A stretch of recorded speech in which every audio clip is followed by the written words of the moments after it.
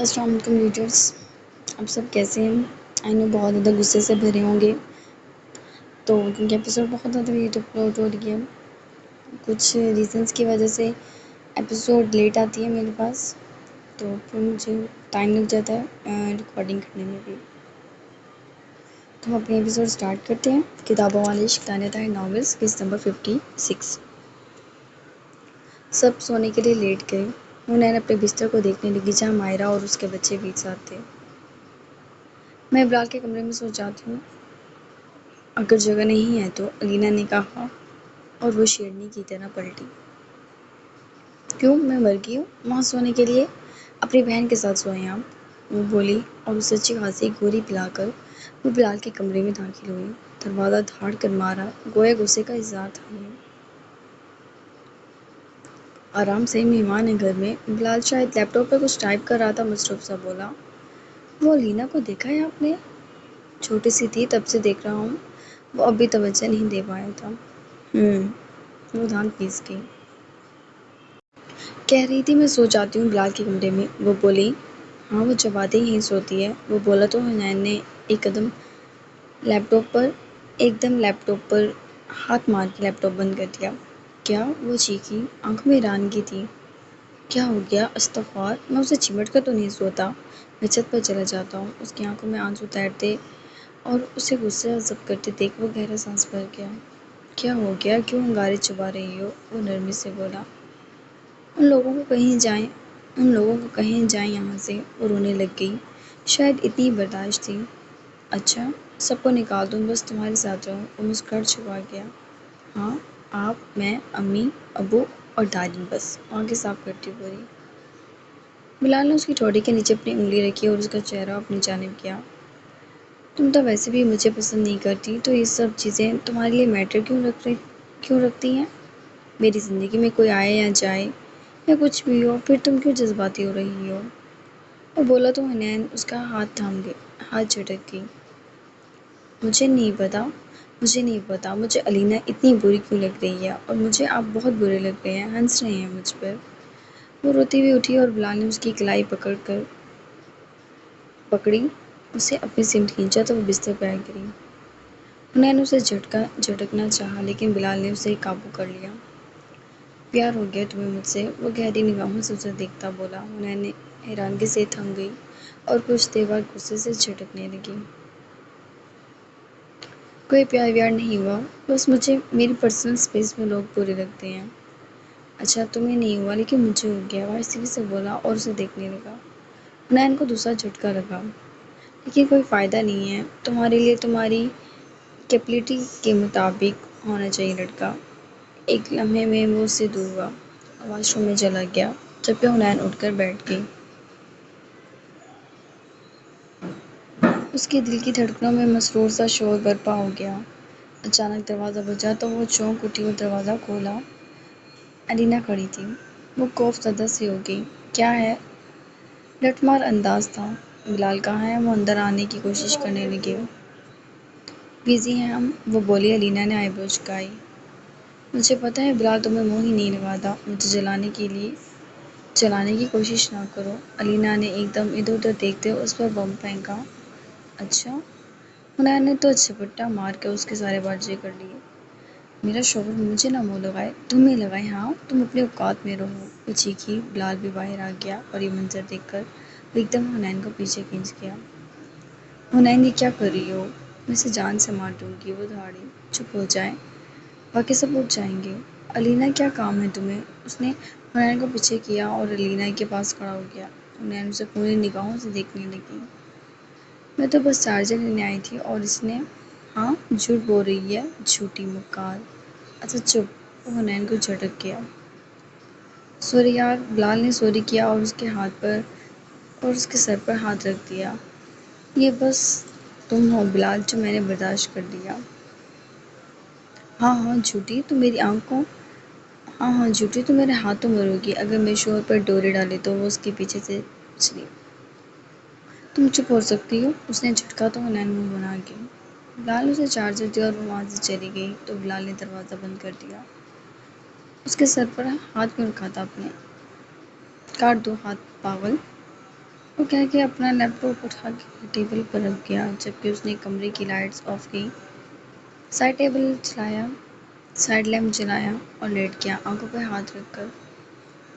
نین کو تو ساری باتیں چپ رہی تھیں، غصے سے وہ سمجھ ہی نہیں پا رہی تھی آخر چاہتی کیا وہ اس سے۔ سو جاؤ، کب تک چلنے کا ارادہ ہے؟ اب مجھے جان بوجھ کر جلا رہے ہیں۔ وہ اس کے پاس بیٹھ گئی۔ میں نے کیا کیا ہے؟ وہ گہرا سانس بھر گیا۔ اس نے کہا، بلال تمہیں منہ نہیں لگاتا تو اب تمہیں میرے منہ لگنا ہے۔ وہ اس کی جانب دیکھنے لگا۔ ہاں ہاں، کیا مطلب؟ منہ نہیں لگاتا۔ ابھی بات ادھوری ہی تھی کہ بلال نے اسے خود پہ کھینچ کر کروٹ لے لی اور دونوں پر چادر ڈال دی۔ انہوں نے ایک دم سٹپٹا سی گئی، تم جانتی ہو منہ لگانے کا مقصد؟ وہ اس کے بکھرے بال منہ پر آئے پیچھے کرتا بولا۔ میں وہ اس نے اپنی بھاری انگلی اس کے ہونٹوں پر رکھ دی۔ کیا میں تمہیں پیار کر سکتا ہوں؟ وہ اس کے کان کے نزدیک آیا اور اپنی ناک سے اس کی کان کے ارد گرد کان کی لوب کے پیچھے اور گردن پر ایک سطر بنا گیا جبکہ اس کے ہونٹوں کی مدھم مدھم جا بجا حرکت حنین کو عجیب دنیا میں لے گئی۔ وہ جواب نہ دے سکی۔ بلال رک گیا۔ تم نہیں جانتی؟ اس نے جذبات کو سنبھالا۔ حنین کچھ بول نہ سکی اور بلال نے اسے چھوڑ دیا۔ سوچا، وہ آہستگی سے بولا، بلال صاحب، اگر کوئی لڑکی بول نہیں رہی تو وہ اقرار ہی ہوتا ہے۔ وہ غصے سے اس کا گریبان جکڑ گئی۔ بلال کا کہکا ابھرا۔ حنین منہ بنا گئی۔ چڑیلوں کے خاندان سے ہو تم، میری فیملی کے بارے میں نہ بتائیں۔ اپنی فیملی کو دیکھیں، بدتمیز قسم کی۔ وہ سر جھٹک گئی جبکہ بلال نے اس کے لیے بازو کھولے اور وہ اس کے بازو میں لیٹ گئی۔ اس کے گال ہلکے ہلکے گلابی ہو رہے تھے جنہیں بلال نے چوم لیا اور پھر اس کے ہونٹوں پہ جھکا۔ اس کے ہونٹوں کو چھوتے اسے ایسا لگ رہا تھا جیسے وہ دنیا کی سب سے قیمتی چیز کو چھو رہا ہے اور حنین کی سانسیں بھی ہم گم سی تھیں۔ وہ طے دیر ان ہونٹوں پر ظلم کرتا رہا اور پھر اس کی گردن پر جھکا، جا بجائے جان پاتے ہوئے اس کی شرٹ کو شولڈر پر سے اتار گیا۔ وہ جیسے عزلت دکھا رہا تھا۔ حنین کی دل کی دھڑکنوں کا شور جیسے کمرے میں گونجنے لگا۔ بلال نے آہستگی سے اس کے کان کے نزدیک اپنی محبت کا اظہار کیا۔ حنین محبت کا اظہار نہیں کر سکتی تھی لیکن دل خوش ہو گیا تھا اور جیسے اس نے اس کے بازو کو اپنی گردن پہ باندھا، حنین کانپ سی گئی جب اس کے ہاتھوں نے اس کی باڈی پر حرکت کی۔ مدھم مدھم دو دل ملنے کو بےتاب تھے یا شاید مل بھی گئے تھے۔ جہاں گھر لوٹا تو سب غائب ہو چکے تھے۔ وہ سر جھٹک کے کمرے میں آیا تو مالا محترمہ نہیں تھی۔ اس چونٹی کے پر بہت نکلے ہوئے ہیں۔ وہ غصے سے سوچتا کمرے سے نکلا۔ ایک بندہ آفس سے تھکا ہارا آیا اور محترمہ کے مزاج ہی نہیں مل رہے۔ اس کے پورشن میں آیا اور دروازہ کھولنا چاہا لیکن دروازہ لاک تھا۔ جان حیران رہ گیا۔ یہ بے عزتی ہے تمہاری جان عالم، اس نے خود کو ہی خود بتایا۔ کیا کر سکتا ہوں، خون کم بھی تو نہیں پیا میں نے۔ وہ خود کو ہی سمجھاتا ادھر دیکھنے لگا اور پھر کھڑکی سے اندر کودنے کے خیال نے اسے الٹی سیدھی حرکتوں پر مجبور کر دیا۔ وہ بڑی مشکل سے کھڑکی تک آیا اور پھر اندر آ گیا۔ وہ کمرے میں ملغلچہ سا اندھیرا کیے ہوئے تھی اور سے باہر سے آتے پورے چاند کی روشنی اس کے چہرے پہ پڑ رہی تھی۔ اگر کوئی کہتا اس پر حسن اخیر تھا تو تھا اس پر۔ وہ جہان عالم کی پسند تھی اور وہ ہمیشہ اپنے لیے پرفیکٹ چیز چنتا تھا جس کا کردار کسی بچے کی طرح شفاف اور معصوم ہو جو بس اس کے آگے اس کی ہو کر رہے۔ وہ جانتا تھا وہ ناانصافی کر گیا تھا لیکن شاید بعض اوقات کچھ حالات کو بہتر کرنے کے لیے کچھ چیزوں پر صبر کرنا پڑتا۔ وہ یہ بھی جانتا تھا اس کی ماما کو ہی ہمیشہ صبر کرنا پڑتا تھا لیکن وہ کتنی خاموشی سے صبر کر رہی تھی، شاید کسی ایسے دن کے انتظار میں کہ جان ترس کھا کر اسے ارزیل واپس کر دے۔ اسے ٹوٹ کر پیار آیا تھا اس پر، اس کی اس فرما برداری پر۔ اول دن سے اس کا یہی انداز اسے اس کی جانب مائل کرتا تھا۔ وہ باقی لڑکیوں کی طرح نہیں تھی، وہ بس اس کی تھی اور وہ اسے اس کی تمام خوشیاں دے گا لیکن سب سے پہلے وہ اس کے اور نگین کے تعلقات کو بہتر کرنا چاہتا تھا۔ پتھر میں شگاف دیکھ چکا تھا، انتظار بہت مختصر تھا۔ وہ اس کے پاس بیٹھا اور اس کے چہرے کو پیار سے چھوا۔ مالا نے سہولت سے آنکھیں کھول لیں، اس کی جانب دیکھا اور آنکھیں بند کر دیں۔ آئی لو یو۔ اس کے ہونٹوں کو پاؤٹ کی صورت میں اپنی دو انگلیوں سے بناتا اس کے ہونٹوں پر جھکا اور میٹھا سا پیار کرنے لگا۔ مالا نے اس کے دور ہونے پر کروٹ لی۔ مالا مت اکساؤ نا، بندہ جنگلی ہے تمہاری یہ ادائیں مجھے آج یہ بیٹ دھونے پر مجبور کر دیں گی۔ اس کی کمر پر ہاتھ پھیرتا بولا جبکہ مالا ٹس سے مس نہ ہوئی۔ جانے عالم وہ پھر بھی نہ بولی۔ اچھا بابا کیا ہو گیا؟ اس نے اس کا رخ اپنی جانب کیا۔ مالا آنکھیں بند کیے ہوئے تھی اب بھی۔ مجھے نہیں دیکھو گی؟ جان اس کے کان کی لو کو دانتوں میں دبایا مگر مالا کے نہ ہی لبوں سے کچھ آزاد ہوا اور نہ ہی اس نے آنکھیں کھولی۔ ٹھیک ہے۔ اس نے ایک لیمپ جلایا اور اپنی شرٹ کے بٹن اسے دیکھتے ہوئے کھولنے لگا اور مدھم سا مسکرایا کہ وہ بیڈ شیٹ کو مٹھیوں میں جکڑ گئی تھی۔ اب تم صبح ٹھیک سے چل نہ لو تو مجھے کچھ کہنا۔ وہ اس کے گال پر پیار کرتا بولا۔ مالا پھر بھی کچھ نہ بولی۔ واللہ محبوب ناراض ہو تو اور دلکش لگتا ہے۔ وہ مسکرایا اور ایک دم مالا کی قمیض کو گریبان سے جکڑا اور دو ٹکڑوں میں تقسیم کر دیا۔ مالا نے آنکھیں کھولیں اور خود کو ایک دم سمیٹ گئی۔ جہان وہ چیخی جبکہ وہ سکون سے اسے دیکھنے لگا۔ کیا ہوا؟ میرا سوٹ نیا تھا، وہ بولی اور خود پر چادر کھینچ لی۔ تو تمہیں سینس ہونی چاہیے کہ نائٹ ڈریس پہنو تاکہ میں تمہاری لباس نہ پاڑوں۔ وہ آئی برو جھکا کر دیکھنے لگا۔ آپ میرے پاس کیوں آئے ہیں؟ وہ بولی۔ تمہیں چاہنے۔ وہ گہری نگاہوں سے اسے دیکھتا بولا۔ بند کمرے میں سب ایک دوسرے کو چاہتے ہیں۔ مالا نے آنکھیں پھیر لیں۔ ارزیل کہیں نہیں گیا، وہ تمہارا تھا اور ہے اور رہے گا۔ کیا فرق پڑتا ہے؟ مالا کو رونا آنے لگا۔ آپ سے شادی کرنے کے بعد مجھے لگا اب مجھے کوئی کچھ نہیں کہہ سکتا، لیکن میں غلط تھی کیونکہ اب بھی سب میرے ساتھ ویسا ہی سلوک رکھتے ہیں۔ وہ رو پڑی۔ ایسا کچھ نہیں ہے، تمہیں واقعی کوئی کچھ نہیں کہہ سکتا۔ ایک بار مجھ پر ٹرسٹ کر کے دیکھو، تم مایوس نہیں ہوگی۔ وہ اس کی ہتھیلی کو چومتا بولا۔ آپ پر ٹرسٹ کر لوں؟ آپ جانتے بھی ہیں میں کیا چاہتی ہوں؟ وہ بولی تو جان اس کے نزدیک ہوا۔ مجھے سب پتہ ہے، تم کچھ دن میرے کہنے پر انتظار کر لو پلیز۔ وہ اس کو خود میں بھرتا بولا۔ جہان میں وہ بے ساختہ رو پڑی جبکہ جہان نے اسے جا بجا بہت سارا پیار کر ڈالا۔ مجھے پتہ ہے تم کیا کہنا چاہتی ہو، تم دنیا کی پرفیکٹ لڑکی ہو، میں تمہیں تمام خوشیاں دینا چاہتا ہوں۔ اس کے آنسو اپنی لبوں میں چم گیا۔ میرے ساتھ ہنی مون پر چلو گی؟